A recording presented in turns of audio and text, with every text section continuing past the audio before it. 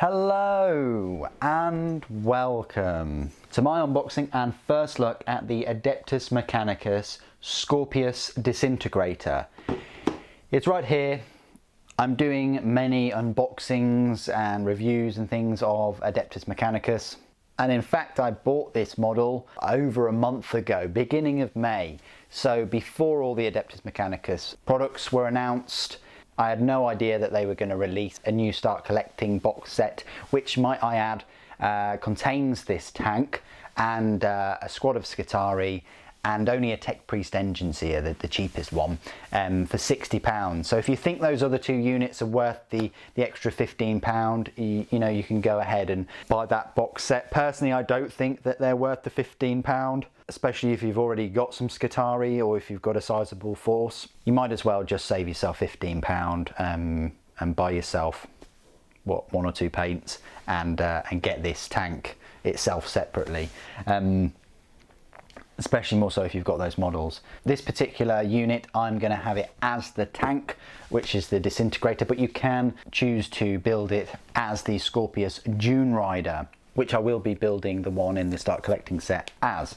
So without further ado, let's unbox this. I wasn't a huge fan of this when it came out. I was probably more of a fan of this than the Primaris Repulsor Executioner when it came out, but this model did come out almost a year ago now, and I didn't get both of those, and I kind of wish I did, but there were other things going on back then. Anyway, let's unwrap this and see what we've got inside. I just held off on getting this for, well, for a year. Other armies and other models to collect. So straight away it strikes you as some kind of like hover tank thing with this main cannon, with a little Skitarii popping out of the top. I'm not sure whether it is Mechanicus looking. That is questionable. Normally they like to have kind of zoomorphism to their units. You've got the Ballastarii with these long slender legs. You've got the Onaga Dune crawlers, which are kind of like spider type creatures. I was expecting some kind of animal looking type unit that Mechanicus have made, but instead they go for this hover tank type thing. Let's have a look at the optional model that you can make, which is the Skorpius Dunerider. Looks very similar to one of those World War II D-Day landing crafts, you know, with this front ramp dropping down, and then you've got you know, driver or gunner at the back. You know, the coaxial weapons are, you know, a new addition, of course, but there's also no protection over the top. I mean, do they really need protection? They're Mechanicus at the end of the day. They're machines. They're not going to be that bothered about acid rain, let alone, you know, the weather or the wind or whatever. They're all mind controlled. So you've got a few captions for options for the Skitarii that's popping out. You've got some good detailed look at the top, like a bird's eye view there, and the different weapons you can equip it with if you go for the Disintegrator, which is the Ferromite cannon, or the Belarus energy cannon. Kind of looks to me like the Onaga Dune crawler, that you can swap those weapons out. And there's a little detailed look of the interior of the tank and the rear with those big jet fans. So let's not delay the inevitable, and let's open this bad boy up. I think it will be a tray. Yeah, it's a tray. Unfortunately, this is what's happened to a lot of, I say, medium-sized tanks like Predators and Repulsors and even Land Raiders to some extent. They've just had such a big price increase. I remember when Predators were only about £25 or so. They're now almost £40, and these things are, well, they're £45. The Primaris Executioners are £60. It's quite a lot of money for these sort of main tanks. I guess in the way Games Workshop don't want you buying as many. That's the bottom line, by having these prices at such a point. Anyway, let's have a look at the instruction guide first of all. I think it's only 2 sprues as well, which is pretty horrific. So the Skorpius Disintegrator and the Skorpius Dunerider quite straightforward to attach the hull. Yeah, that's quite straightforward too. For some reason they give you all of these separate parts. Those mould lines are going to be terrible.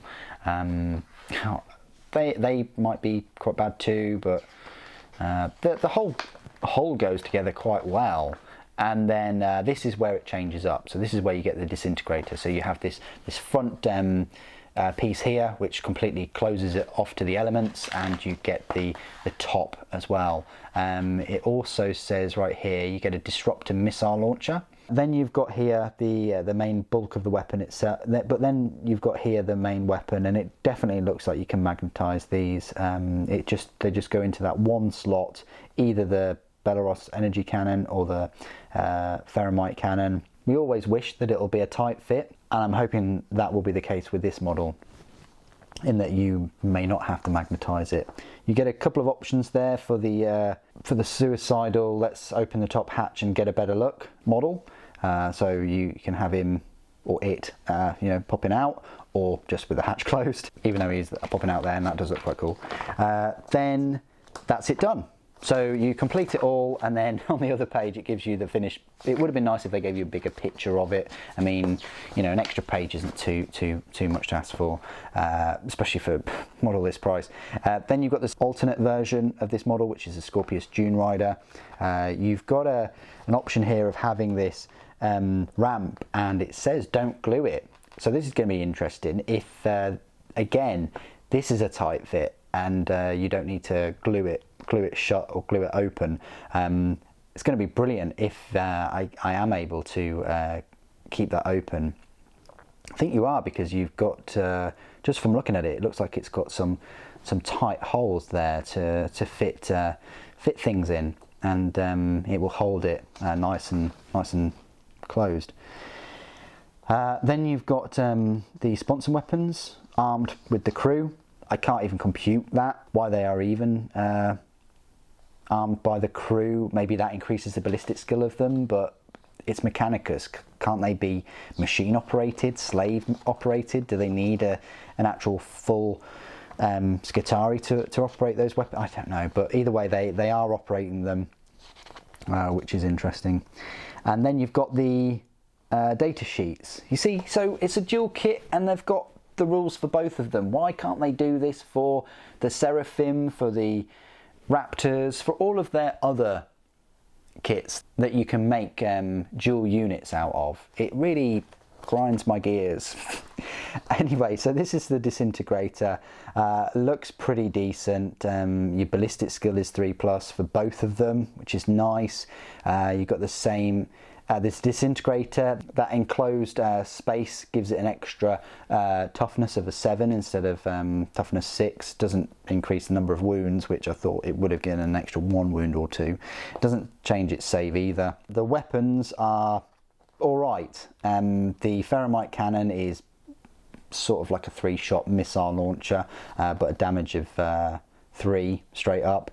And the Belarus energy cannon, it's similar to a heavy bolter, but you can potentially get 9 shots of strength 6, AP -1 and damage 2, and it can also fire at units that are not visible to it, so that is very useful. It's also got a disruptor missile launcher, which are these things here, which are quite hidden away on the model.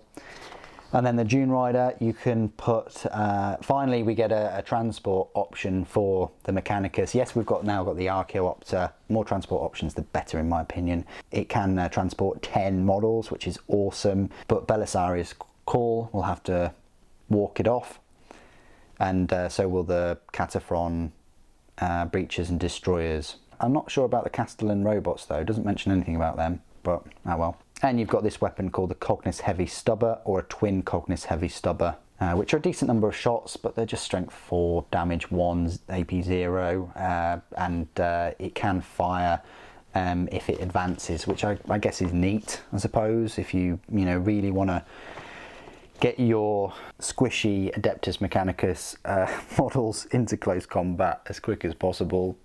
or close to the enemy as possible. I don't know why you'd want to do that, but still, this is why one of the reasons why I prefer the Disintegrator. That is the instruction guide. Pretty cool. I do love the fact that it's got both the rules in and with all the languages, so they can do it, and it's got a nice paint guide there if you want to follow it with the red.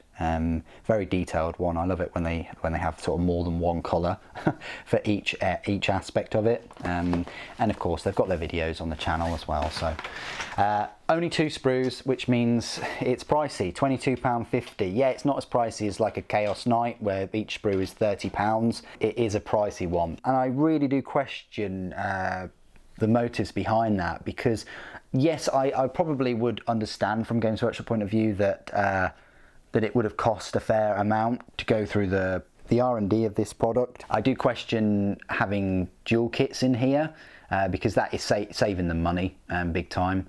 I would have preferred 2 different options, 2 different boxes, one with just the tank and one with the transport, and go crazy. But they knew, we all knew, that everybody loves transport options. Have been wanting transport options for the Mechanicus for such a long time. We never had one before. This is it, along with the Archaeopter, but let's face it, that's £60. And I just would have thought that this would have sold like hotcakes, even if they had 2 different options for it. You know, the sort of main battle tank in a way, which we've kind of already got that with the Dune Crawler, but with a transport option too.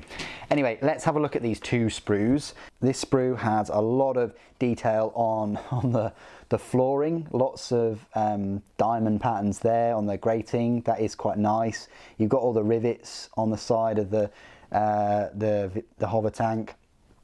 A fair amount of detail in terms of the vents and the viewports, and some piping. Same again, vents, piping, rivets, a little fan there, and 2 cupolas, I want to call them. You've got the big jet fans there with 2 smaller secondary power fans, and then you've got a nice little ladder, and the top turret if you want to choose the Disintegrator. You've got this awesome looking hatch, which is quite reminiscent of a naval vessel, I want to say, with a load of dials and a little meter and a little needle meter there. And you've got a similar story for the other side of the tank, but holes there for all of those individual handrails for the ladder kind of thing, handholds for the side of the tank. And then you've got the Disintegrator rocket launcher there, built into the front of the tank. Quite an odd place to put it. You know, if you're able to detonate those, it's just going to blow a hole in the front of your tank maybe. And then you've got the lovely boarding ramp itself with a little light, so you can trip over that as soon as you disembark.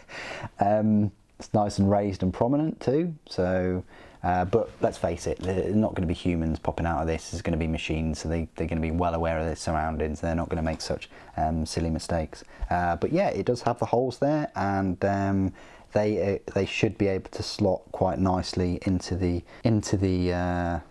main hold of the tank. You've got a couple of other little bits and pieces there, like this thing, and this sort of power plant casing thing that we normally see on Imperial Knights, actually.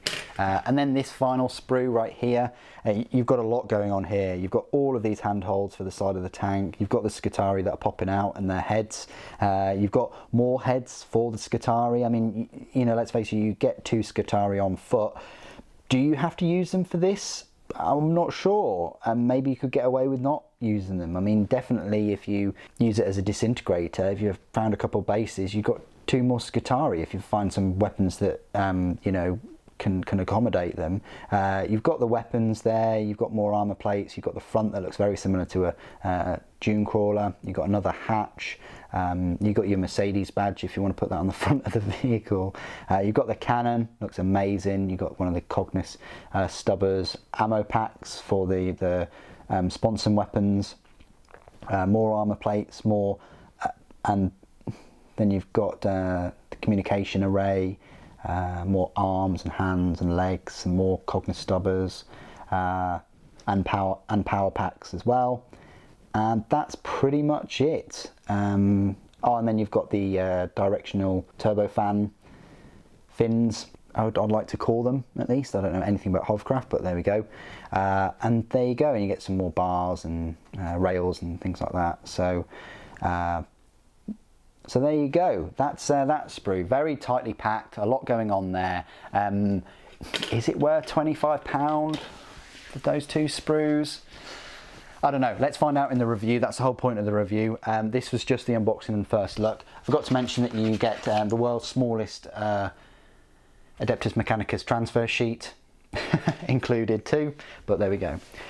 What do you guys think of this tank and Adeptus Mechanicus? I hope you're enjoying all the Adeptus Mechanicus content on the channel recently. Please do put it in the comments below.